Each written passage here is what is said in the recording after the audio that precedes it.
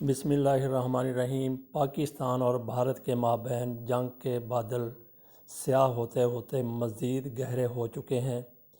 کسی وقت بھی جنگ کی چنگاری شعلہ بن سکتی ہے، الاؤ بھڑکا سکتی ہے۔ بھارت نے مکمل تیاری کر رکھی ہے، پاکستان بھی کچھ پیچھے نہیں ہے۔ بھارت نے تو لائن آف کنٹرول پر بنی ہوئی اربوں روپے کی باڑ وہ بھی ہٹا دی ہے۔ اس کا مقصد کیا ہے، اس کا مطلب کیا ہے؟ اس کا مطلب یہی ہے کہ اس کی فوج کو پاکستان میں داخل ہونے کا آسان راستہ مل جائے۔ یہ باڑ بھارت کی طرف سے دہشت گردوں کی دار اندازی کو روکنے کے لیے بنائی گئی تھی، لیکن اب بھارت خود بڑا دہشت گرد بن کر، بڑا دار انداز بن کے پاکستان کو دھمکا رہا ہے۔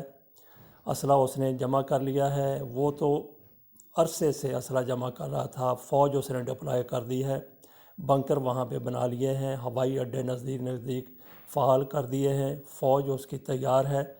آخری حربے کے طور پہ اس نے باڑ بھی ہٹا دی ہے، گویا جنگ کی پوری تیاری ہے۔ پاکستان بھی اس حوالے سے تیاری کر رہا ہے۔ بھارت کی طرف سے ہمیشہ فریب کیا گیا، دغا بازی کی گئی، جھوٹ بولا گیا، عالمی رائے عامہ کو گمراہ کیا گیا۔ اس حوالے سے اس نے سرجیکل سٹرائک کی دھمکیاں دیں، اور سرجیکل سٹرائک کی بھی تو بزدلانہ طریقے سے پاکستان میں اس کے طیارے داخل ہوئے، پے لوڈ پھینک کے بھاگ گئے، اڑی کو بہانہ بنا کے بھی اس نے کہا پاکستان پر ہم نے سرجیکل سٹرائک کی، لیکن اس کی ہر سرجیکل سٹرائک جھوٹ کا پلندہ نکلی، اور جو اس نے کی بھی وہ ناکامی سے دوچار ہوئی۔ تو آج کل کہا جا رہا ہے کہ فالس فلیگ آپریشن بھارت کر سکتا ہے۔ اس کے اوپر بھی تھوڑی بات کر لیتے ہیں کہ فالس فلیگ آپریشن ہے کیا؟ خفیہ فوجی یا نیم فوجی کارروائی کو فالس فلیگ آپریشن کہتے ہیں۔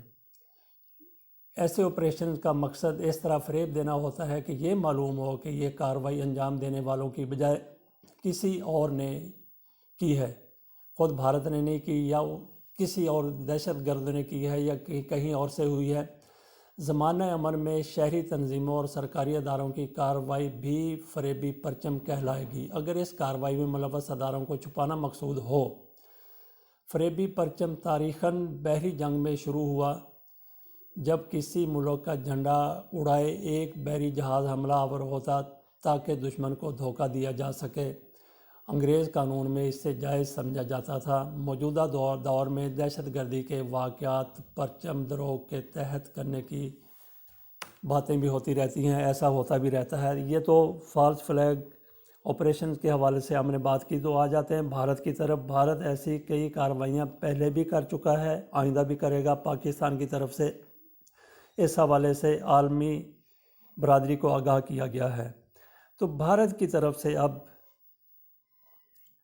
جنگ کی پوری تیاری ہے، یہ الاؤ کسی وقت بھی بھڑک سکتا ہے، جنگ کے شعلے آسمان تک پہنچتے نظر آ رہے ہیں۔ تو پاک فوج کیا پوری قوم بھی اس کے لیے تیار ہے، مگر ایسے لوگ بھی یہاں پہ موجود ہیں، ایسے لوگوں کا ناپاک وجود بھی اس پاک دھرتی پر موجود ہے جو پاکستان سے زیادہ دشمن کے خیر خواہ ہیں، جو ایسی حرکتیں بھی کرتے ہیں جس سے پاکستان کی بدنامی ہو اور دشمن کی نیک نامی ہو۔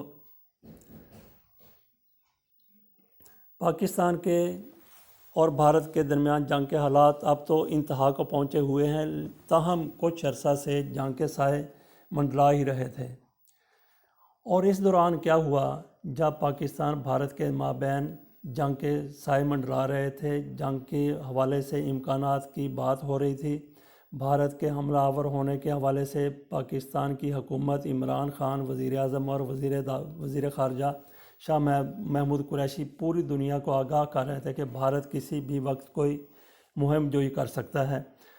اور اس دوران جب پوری قوم متحد تھی، اچانک چیف جسٹس پاکستان جناب آصف سعید خان خوسا کے سامنے جنرل قمر جاوید باجوہ کی توسیع کا معاملہ آ گیا، اور انہوں نے پھر اس معاملے کو ختم کرنے کی بجائے، اس معاملے کو ایک سائیڈ پہ کرنے کی بجائے، اس کو مزید اس معاملے کو لیا، اس معاملے کو اپنے ہاتھ میں لیا، اور ایک ہیجان برپا کر دیا، ایک ہیجان بولا جانے لگا پاکستان کے خلاف بھی اور پاک فوج کے خلاف بھی۔ اور اس حوالے سے سب سے زیادہ خوشیاں کہاں منائی گئیں؟ بھارت میں منائی گئیں یا پاکستان میں؟ وہ لوگ جو فوج کو ایک آنکھ نہیں بھاتے ان کی طرف سے اس کے اوپر شادیانے بجائے گئے، مٹھائیاں تقسیم گئیں کہ جنرل باجوہ اب گئے کہ کب گئے۔ جنرل باجوہ کی سب سے زیادہ تکلیف بھارت کو ہے، جس قسم کے وہ جنرل راحیل شریف کی طرح فوری آپریشن کرتے ہیں اور دشمن کو خاک چاٹنے پر مجبور کر دیتے ہیں۔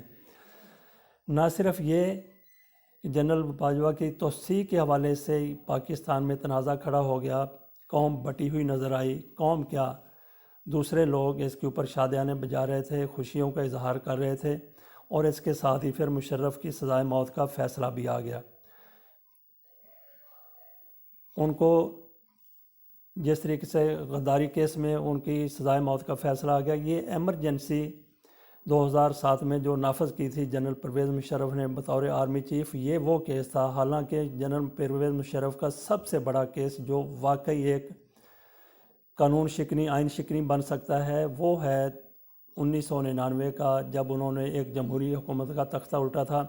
لیکن اس کو چونکہ سپریم کورٹ نے اس کی توثیق کر دی تھی، پارلیمنٹ نے توثیق کر دی تھی، اس لیے اس کو نہیں چھیڑا گیا۔ اگر چھیڑا جاتا تو بڑے بڑے لوگوں کے اس میں نام آتے، تو ایک آسان سا کیس پکڑ لیا گیا ایمرجنسی کا، اور ایمرجنسی 2007 میں جو لگائی گئی تھی اس میں ججوں کو نظر بند کر دیا گیا تھا۔ اس حوالے سے جج خود بھی خار کھائے بیٹھے تھے، اور انہوں نے جو فیصلہ کیا، ایک دو فیصلہ انہوں نے جنرل پرویز مشرف کی سزائے موت کا کر دیا، اور 2 دن بعد جو تفصیلی فیصلہ آیا وہ جسٹس سیٹھ وقار نے اس میں جو زبان استعمال کی اس کو انسانیت سے گری ہوئی اور پتہ نہیں کیا کیا زبان سے تعبیر کیا گیا ہے۔ ہر اپوزیشن پوری اس فیصلے میں مشرف کے خلاف تھی، لیکن جیسے وہ زبان سامنے آئی جس میں انہوں نے کہا کہ مشرف کی لاش کو گھسیٹ کے پاکستان لایا جائے، ان کی لاش کو اگر وہ اتفاقاً مر جاتے ہیں یا وہ طبی موت مر جاتے ہیں تو ان کو گھسیٹ کے پاکستان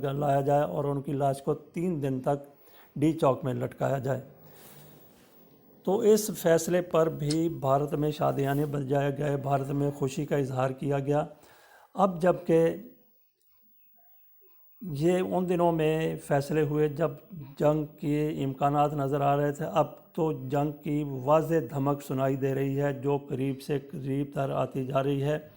تو اس حوالے سے ان لوگوں کے دل میں جو پاکستان کی کامیابی جن کو کھٹک رہی ہے کہ پاکستان اس میں کامیاب ہوگا اپنی مہارت کی وجہ سے، اپنے جذبے کی وجہ سے، اور اپنے فوج کی شجاعت کی وجہ سے، تو ان لوگوں کو بڑی تکلیف ہو رہی ہے کہ بھارت کے ساتھ جنگ ہوتی ہے تو ایک اور عمران خان کے کریڈٹ پہ چیز چلی جائے گی۔ حالانکہ کچھ پتہ نہیں اگر جنگ ہوتی ہے تو کس نے بچنا ہے، کس نے نہیں بچنا، اور جنگ کہاں تک، اس کے شعلے کہاں تک جائیں گے۔ اور ایٹمی جنگ ہوئی تو پھر ہو سکتا ہے کہ کوئی جنگ کے نتیجہ دیکھنے والا بھی نہ ہو، لیکن اگر روایتی جنگ ہوتی ہے تو یقیناً پاکستان اس میں سرخرو ہوگا، کیونکہ ہر حوالے سے پاکستان کی برتری بھارت پر ہے۔ پاک فوج کی مہارت کے حوالے سے، پاک فوج کی شجاعت کے حوالے سے، پاک فوج اور قوم اور حکومت کے ایک پیج پر ہونے کی وجہ سے۔ بہرحال منافقین کا ایک ٹولہ ضرور پاکستان دشمنی پر اترا ہوا ہے، وہ دشمن کی حمایت کر رہا ہے۔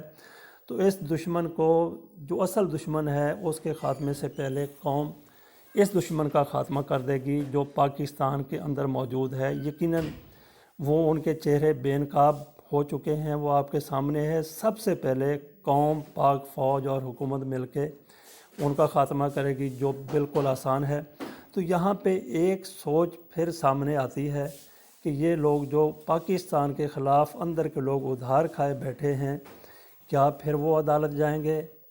پھر وہ عدالت جا کے یہ کہیں گے کہ پاک فوج پیش قدمی کر رہی ہے، پاک فوج کو پیش قدمی سے روکا جائے کیونکہ موسم ایسا نہیں ہے، قوم تیار نہیں ہے، بھارت ہم سے 7 گنا زیادہ ہے، اس کے اسلحہ کے ذخائر ہم سے 100 گنا زیادہ ہیں، اس کے بم جو تعداد میں ہو سکتا ہے کہ پاکستان سے زیادہ ہوں، لیکن معیار سے پاکستان کے مقابلہ ان کا ایسا ہی ہے جیسے پاکستان کے گھوڑے ہیں اور ان کے پاس کھوتے ہیں۔ تو اس حوالے سے بھی ان لوگوں کو خدشات موجود ہیں کہ پاکستان اور بھارت کی جنگ ہوئی تو یہ پاکستان یقیناً جیتے گا، لیکن یہ لوگ کیا پھر عدالت جائیں گے؟ اس کو یہ کہیں گے کہ پاک فوج کو پیش قدمی سے روکا جائے۔ وجوہات ہم نے بتا دیں، جو وہاں جا کے یہ بیان کر سکیں گے، حالانکہ اندر ان کے یہی کھٹکا ہوگا کہ پاکستان بھارت جنگ ہوئی، روایتی جنگ ہوئی تو پاکستان بھارت کو ناک چنے چبوا دے گا، اور یہ لوگ کوئی راہی ہے، ماہی ہے، گاہی ہے یا بے گاہی ہے، بے شعور ہے یا بے گاہی ہے، وہ معاملہ عدالت لے جاتا ہے تو کیا عدالت پھر یہ کیس سن لے گی؟ کھوسہ صاحب ہوتے تو یقیناً سن لیتے، لیکن ان کے شتونگڑے اور بچونگڑے اب بھی موجود ہیں عدلیہ میں، وہ ہو سکتا ہے کہ کیس کو سن لیں اور سنتے ہوئے فیصلہ بھی وہی دے دیں جو یہ لوگ چاہتے ہیں۔ تو کیا فوج ایسے فیصلوں کے اوپر عمل کرے گی؟ یہ 1.25 کا ایک سوال ہے کہ کیا فوج اس فیصلے کے اوپر عمل کرے گی؟ اگر ممکنہ طور پہ ایسا فیصلہ آ جاتا ہے، قیاس کر لیا جائے کہ ایسا فیصلہ آ جاتا ہے، تو پھر آپ سوچیں اس سے پہلے جو فیصلے ہوئے ہیں پاک دھرتی کے حوالے سے، قومی اہمیت کے حامل فیصلے اگر کسی طرف سے بھی آئے ہیں تو کیا ان کو پاک فوج نے قبول کر لینا تھا؟ اللہ حافظ۔ اللہ پاکستان کا حامی و ناصر ہو۔